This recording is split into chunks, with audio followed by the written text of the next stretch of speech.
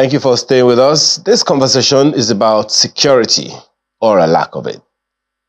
As far back as December of 2022, we heard from several authorities of government that insecurity was abating and that the security situation was improving. As recently as about a month ago, the presidency, as well as some state governors, also said that the security situation in the country is improving. And the Minister of Information said at that meeting that the president and state governors have all agreed that we are seeing significant improvement in the security situation across the country. Now, they say perception is reality. Let's have this conversation this morning with Adeni Ikunu, who is a researcher, a lecturer, as well as a public affairs analyst. He joins us virtually from the United States of America. Thanks for joining us this morning, Mr. Kunu. Thank you very much for having me. Now, it's a pleasure being here. Yeah, it is one thing to have a secure environment. It's another thing to have a perceived secure environment. What's your take on this whole conversation about security or a lack of it? All right, I'd like to say that perception index was never part of, the way you measure. I'll talk about how somebody's work is looked at until recently that the United Nations specifically also started considering that. And that actually resulted in accommodating what people feel about how certain things are handled before you even ever did it, because it is very, very important. Now, perception, first of all, will enable you to garner trust. Perception will equally engender an atmosphere that is actually, enabling for you to be able to achieve solutions to whatever it is you want to do.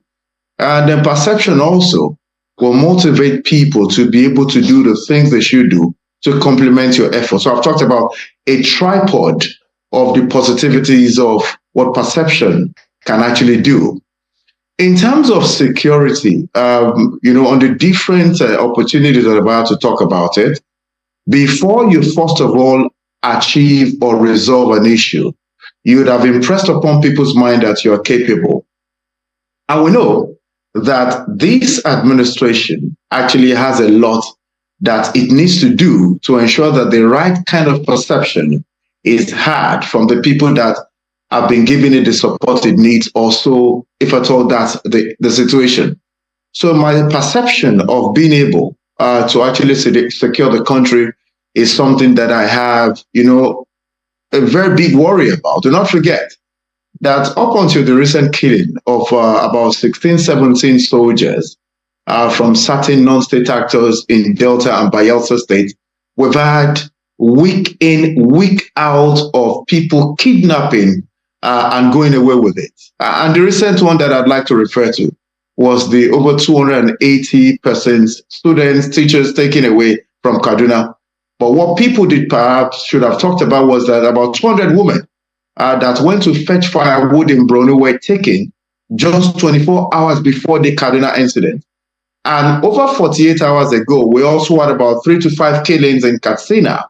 So the impression we have of the capacity of the government to provide security in light of these very many incidences that are bloody, that are dastardly, that are regrettable, and quite frankly, things that have shriveled the impression we would have had of this government's capacity to provide the needed protection. So I want to hinge the impression I have of this administration and its ability to protect lives and property based on the things that I've made references to. Well, Mr. Kunu, perception or not, the people's reality is the people's reality. Now, we are talking about not just the president, now we're also talking about state governments. The previous president, when he was in audience with one of the state governors who was having issues with insecurity in his state, said he told the particular governor in question to go back and deal with his issues. Now, we have seen a situation where some of the state governments are said to be, in one way or the other, aiding by not doing certain things. Take the issue of local government administrations who do not have significant autonomy to do the things that they are supposedly empowered by the Constitution to do. Now, how significant is that in this whole conversation about insecurity? In the first place, I think that when there's a problem, you need to identify one for each. Over the years, I think state governors have lost that touch with being able to understand something that they should actually address. And it is because oftentimes the person who presides over the affairs of the country and majority of governors across the states are always lining up after the person who is president, and oftentimes they willy-nilly apply all of the approaches to solving a national problem at the state level, and at the same time nobody criticizes them, quite frankly, for the things they do not do right. Let's talk about local government elections, because we've gone there, and I'd like to take a walk with you on that. Many governors would rather have sole administrators at the level of the local government, and it seems as if the person who is the president overlooks that. As much as it's a federal system, I think the impunity at the level of the local government or at the level of the state with regard to how the local government function is because everybody feels they can ride roughshod over the respective institutions of state, because we have deliberately created powerful men rather than powerful institutions. And at the level where we should have checks and balances, the people themselves don't do anything. Let's look at, for instance, the respective state assemblies that are under, as it were, under the auspices of state governors. When you have things go that way, it's going to be very difficult to allow full functionality of the respective units that enable a federal system to function. And that is exactly what we have to address.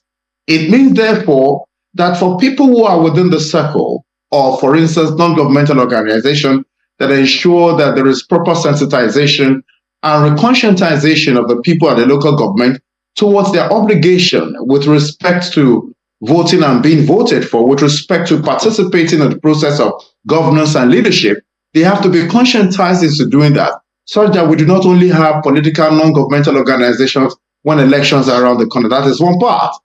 You also must know that the academia is a circle that should also have people understand that they must participate actively with regard to how government institutions function. So, for instance, you have those who are experts in political science, those who are experts in media relations, and now that goes with political leadership. Those who are experts within other fields are also able to form a consensus that speaks strongly, acts strongly to those issues that wouldn't allow the local government function, because once that level is strengthened, it becomes difficult for the superstructure to want to misbehave, because the foundations that either accept or repels, for instance, political shenanigans, is very strong enough to do so. Now, you should also understand that the electorate, in the generality of having this conversation, have a huge responsibility. And I want to say thank you to your media platform, which has consistently allowed people to be conscientized to a great extent of knowing what your role is in doing certain things. So you're talking about an electorate where you'd have like 10 million people accredited to vote or ready to vote, or people that have been sanctioned to vote, as it were, and you have about just 3 million of those 10 million participating in the electoral process. Now, you cannot leave aside all of these little bottlenecks or these little issues, because these are the ones that form the pool of the problem that we're trying to solve by virtue of this conversation. Perhaps, Mr. Kunu, my apologies for butting in. Perhaps, you know, the issue is also that the last point you just made is a function of ebbing trust between the electorate and the people that that govern them. But to the issue of insecurity that we are talking about, you've raised issues around the local government administrations by the governors and all. And this conversation we're having is going towards having a permanent as possible a solution to this issue of insecurity. I don't know if you saw the video making the rounds in recent time. It was a BBC video where some fellow went to these so-called bandits who kidnapped people, identified himself as the one who kidnapped some people, and they said that the reason that they do it is because they want to embarrass government and that they are happy to do it. What do you make of that? All right, let's come to terms with one reality, and it is that the source for the goose should be source for the gander. And I want to refer to what Sheikh Gumi recently put in public domain. I respect him as an elder, but I don't think I hold him in the kind of regard you hold him when it comes to issues of national interest. If anybody ever talked recklessly and carelessly in recent times regarding the security of this nation, it has to be Sheikh Gumi. And that is why government must be ready to deal ruthlessly with anybody, regardless of where you're coming from, when it comes to issues of national interest. How could he, for instance, say that they shouldn't give Mamu media trial? Mamu wasn't the only person, for instance, that the law has gone after because he was the mediator when it comes to the Abuja-Kaduna problem, where he handed over $200,000 to people for the release of persons. I'm talking about Mr. Mamu, one of the publishers, of course, from the north. Now, when you have people like Sheikh Gumi talk like that, then you begin to understand that the fillers is actually not what it is. When you're talking about insecurity, please, let's get it straight. Anybody speaking from any quarter should be able to do it and speak strongly so. I want to say this.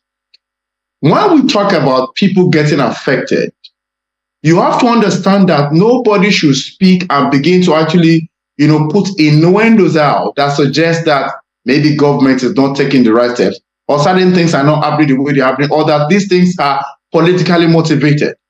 For instance, you'd permit me here to go to a place like Kaduna, because I want to talk about this as this is an international platform. You have 280 persons taken from a school, no video, no picture, no obstruction, no police, and they took this person. There is no single indication that somebody somewhere had video. So I'm talking about certain cultural practices in certain parts of the country that also doesn't aid it. Then at the same time, you talked about the effrontery of people who say they want to embarrass government.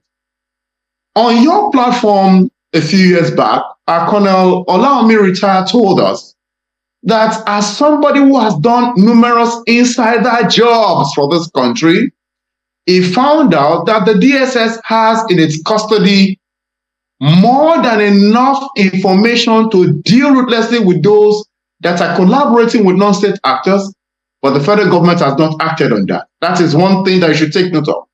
So when it comes to a level where non-state actors are able to speak boldly that they are doing certain things to embarrass government, it tells you that there are those in cahoots with the same government that believe they should continue to benefit from certain things. Let me refer to some of the things said by Mr. Monguno, the National Security Advisor, who at some point was accusing the former governor of Kaduna State, El-Rufai, of being garrulous. Perhaps people expect everybody to be taciturn with regard to speaking to the issues of insecurity, but the reality was El-Rufai told us, and it's in public domain, that they listen to the terrorists, they hear everything they say, they know their location, but what happens? Nobody is taking steps the same way they took steps to go to the creeks and look for those who killed the army. So why is it difficult, for instance, if information technology has told you that this is the location of non-state actors killing and destroying people, yet you're laid back, but you are also able to go in the same vein to the creeks to look for those who killed the army? Now, let me tell you, if we want to deal with insecurity in Nigeria, every cultural practices, every needless sentiment must be thrown out of the window. The United Arab Emirates gave Nigeria over 400 names of those helping to launder money for non-state actors that are destroying lives and property of innocent Nigerians, including children and women. President Muhammadu Buhari left office. He didn't do anything with the list.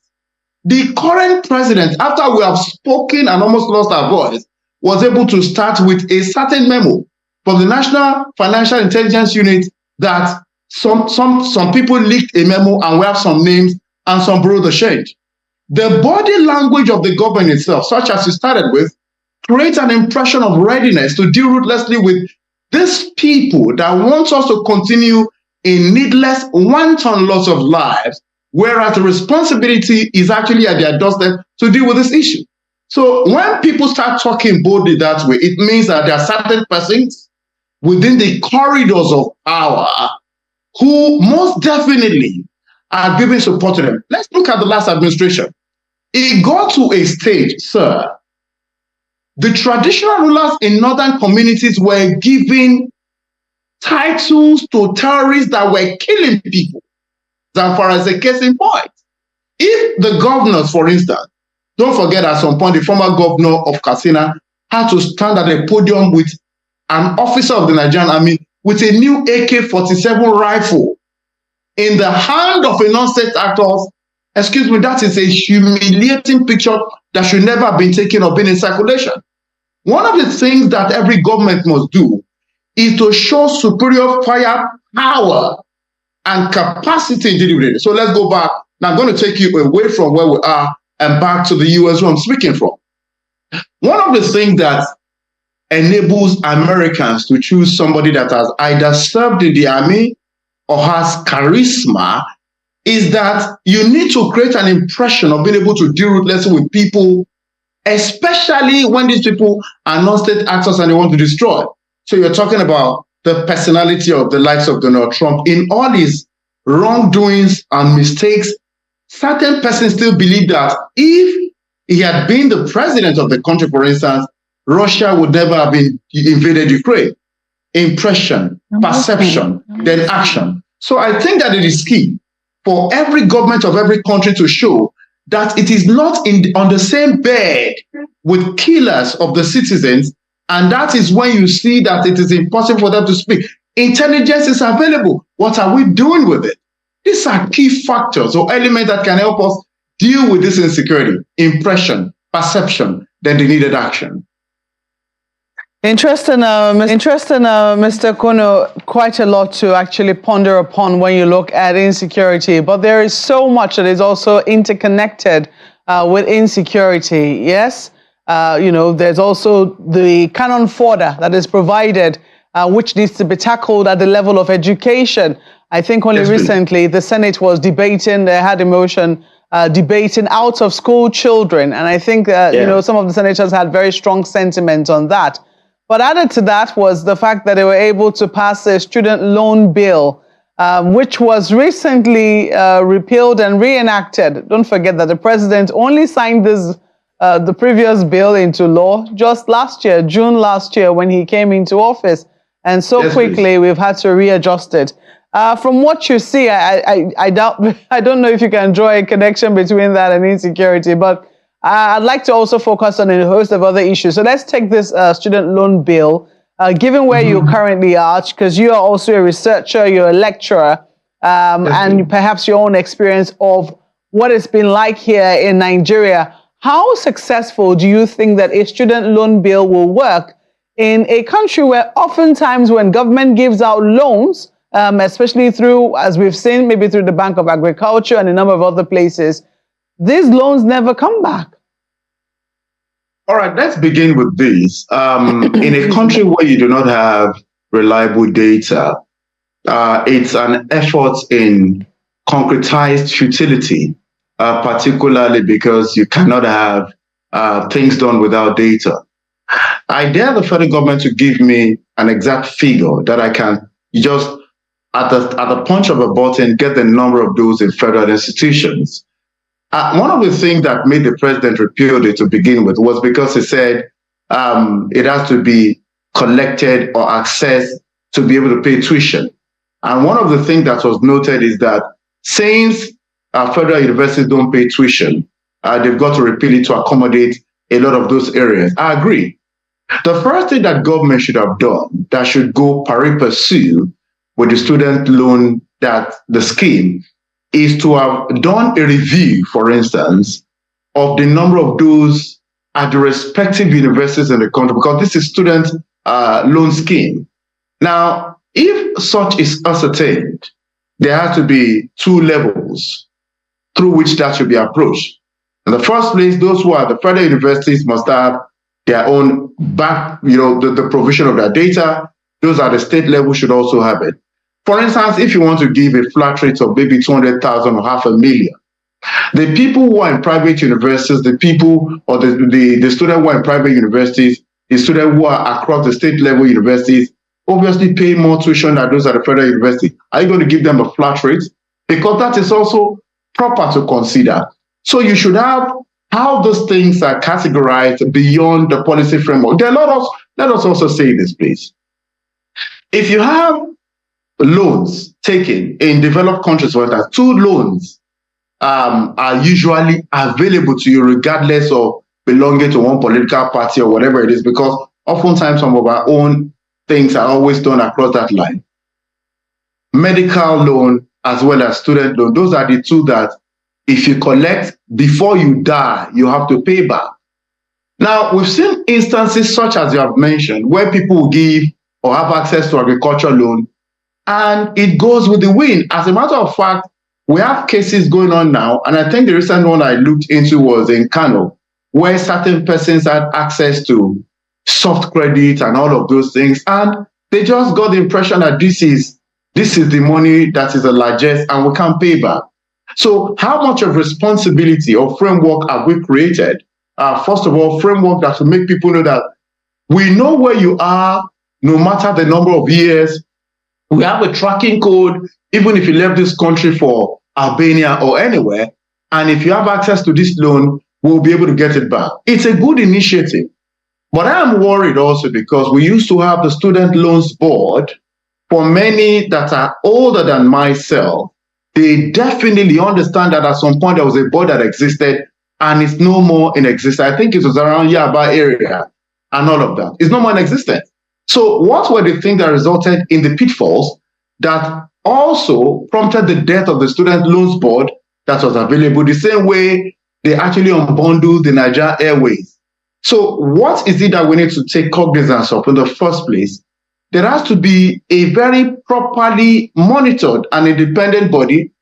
It should not be done because there's politics here. This administration will actually exhaust its cost and leave. It should be something that anybody who takes office must respect. And that is why, first, I'm happy they repealed and reenacted. And I'm happy that they fine-tuned everything. After about 8 months or thereabouts, or after about how many months that this has been on. But what is important is to look at this particular student loan scheme away from the view lens of politics. Because oftentimes, when we see something as what a political party or an administration initiated, it dies a quick death. And also they should ensure that no matter what the student or where the student finds him or herself, he or she will be able to access it if there are standards set and there are proper conditions put together. And don't forget, ultimately, we need to recoup the money given because it's called a loan. And without getting the loans back, then it doesn't function. Well, you understand that TED Fund is also, heavily involved in this reenactment. I mean, they have also had their contributions into it. However, do you think this should also apply to students who perhaps hope to go to private universities?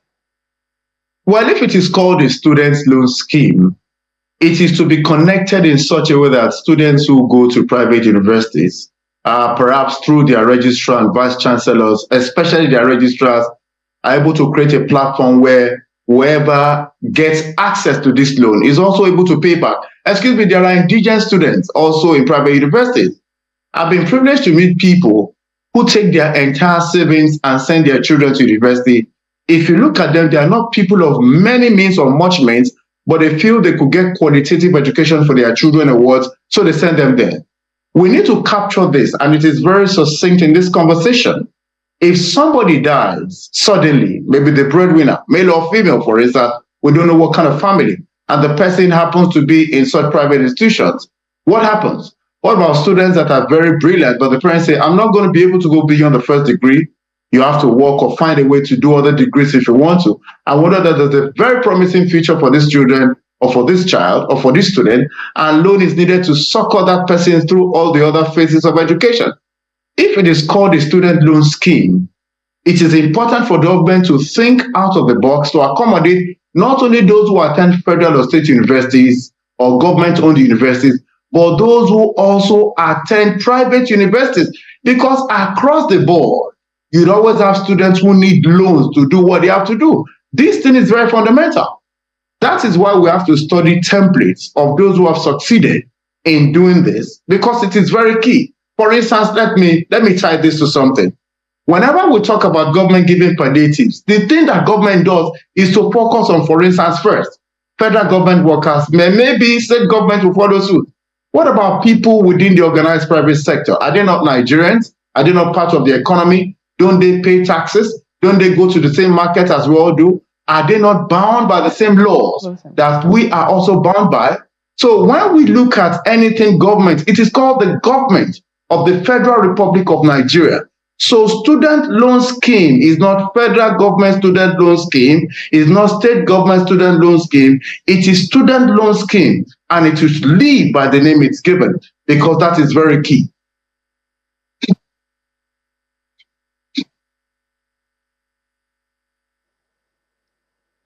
Well, Mr. Kunu, just one last thing now. How do you see this particular issue of student loan being activated in a way that the students, the young people, can actually buy? Please do this in about 60 seconds.